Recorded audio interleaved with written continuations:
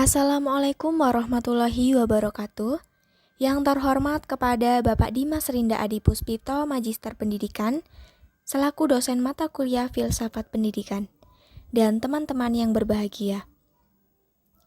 Pertama-tama, marilah kita panjatkan puji syukur atas kehadirat Allah Subhanahu wa Ta'ala yang telah melimpahkan rahmat, taufik, serta hidayahnya kepada kita semua, sehingga kita dalam keadaan sehat walafiat. Sholawat serta salam marilah kita curahkan kepada junjungan Nabi besar kita, Nabi Muhammad SAW, yang kita nantikan syafaatnya kelak di akhirat. Amin, amin, ya rabbal alamin. Sebelumnya, perkenalkan nama saya Ike Wulandari dengan NPM 054 sebagai moderator dari kelompok 3, dan saya bersama teman-teman saya, Fitri Febiola dengan NPM 065, Resti Anissa Putri dengan NPM 081, dan Nabila Alifia Zahra dengan NPM 072. Kami akan mempresentasikan hasil diskusi kami mengenai materi dasar-dasar filsafat. Selanjutnya adalah pemaparan materi. Kepada presentator, tempat dan waktu saya persilahkan. Dasar-dasar filsafat. Dasar-dasar filsafat yang pertama ada dasar ontologi. Dasar ontologi dibagi menjadi dua, yaitu yang pertama ada objek materi.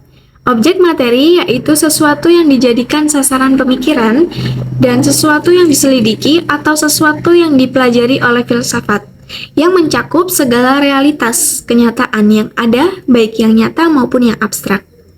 Objek materi filsafat dibagi menjadi tiga, yaitu manusia, alam, dan Tuhan. Ketiganya dilihat dari hakikat yang nyata. Manusia beserta hasil tindakannya dan alam merupakan objek filsafat yang nyata. Sedangkan Tuhan merupakan objek materi filsafat yang tidak nampak atau abstrak. Objek yang kedua ada objek normal filsafat, yakni segi khusus, aspek, tema, perspektif, atau prinsip-prinsip yang digunakan dalam mengkaji objek materi. Objek formal merupakan cara memandang atau cara meninjau yang dilakukan oleh seseorang peneliti terhadap objeknya. Jadi, objek formal filsafat adalah segi khusus, aspek, tema, perspektif, atau prinsip-prinsip yang digunakan dalam mengkaji objek materi. Saya, Fitri Febiola, pemateri kedua dengan nomor NPM 065 ingin melanjutkan dari pemateri pertama. Yang kedua, dasar epistemologi. Dasar epistemologi ini dimiliki filsafat mencakup antara metode yang digunakan untuk pedoman mengkaji ilmu. Tujuan berfilsafat adalah mencari the first cause dan the last cause. Maka dari itu, filsafat mengenal berbagai macam metode. Filsafat yaitu satu, metode kritis reflektif. Yang kedua, metode dialog atau dialektika kritis. Yang ketiga ada metode dialek Hegel, dan keempat ada metode intuitif. Yang pertama, metode kritis reflektif. Metode ini mencari dan memahami suatu objek filsafat secara mendalam dan mendasar.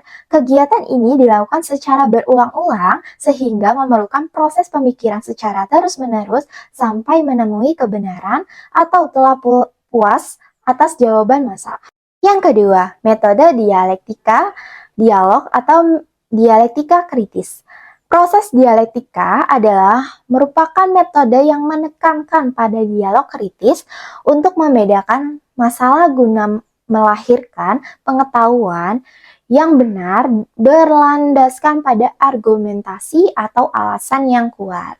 Yang ketiga, metode dialek Hegel.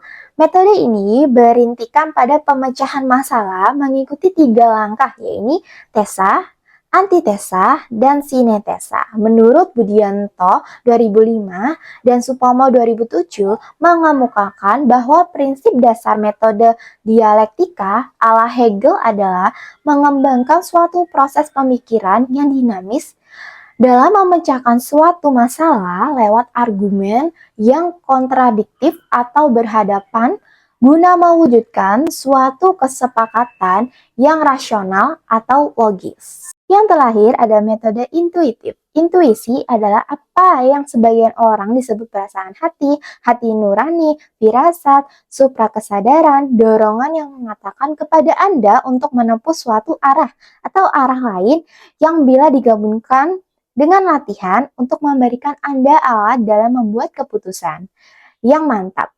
Sekian dari saya, akan dilanjutkan oleh pemateri berikutnya. 5. Metode skeptis adalah bahwasanya untuk mendapatkan pengetahuan yang benar, maka seseorang harus meragukan segalanya. Descartes memberikan pedoman dalam rangka mendapatkan pengetahuan, yaitu pertama, metode keraguan harus digunakan sebagai strategi untuk melihat sesuatu. Segala sesuatu harus dilihat sebagai tipuan dan jangan tergesa-gesa jika belum diketahui kebenarannya. Kedua, pemecahan masalah harus kompleks. Ketiga, pikiran harus diatur sedemikian rupa. Keempat, masalah harus ditinjau secara menyeluruh sehingga tidak ada yang tertinggal. 6. Metode fenomenologi. Metode ini berarti ilmu tentang fenomena yang pada dasarnya adalah hakikat tentang suatu penampakan diri atau tampil sebagaimana adanya dalam kesadaran manusia. Yang ketujuh, metode eksistensialisme. Filsafat ini memandang gejala berpangkal pada eksistensi atau cara manusia berada di dunia.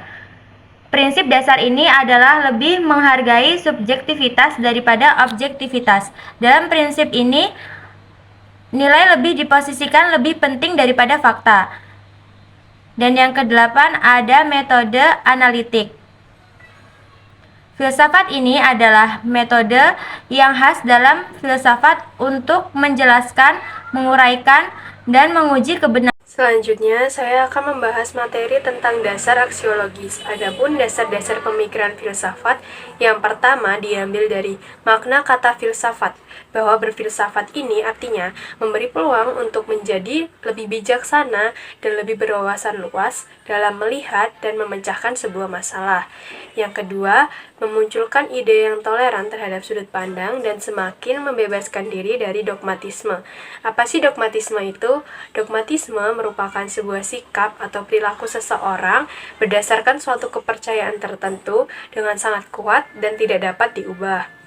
Dan yang ketiga, pengkajian membawa perubahan pada keyakinan, nilai-nilai seseorang yang pada akhirnya nilai-nilai itu dapat mempengaruhi arah kehidupan pribadi maupun profesinya. Dan yang terakhir, ada posisi kepemimpinan yang memiliki tanggung jawab dalam berbagai profesi dan permasalahan makna hidup. Demikianlah atas pemaparan materi yang telah disampaikan oleh presentator. Apabila terdapat kesalahan, kami meminta maaf dan kepada Allah kami mohon ampun. Saya akhiri, wassalamualaikum warahmatullahi wabarakatuh.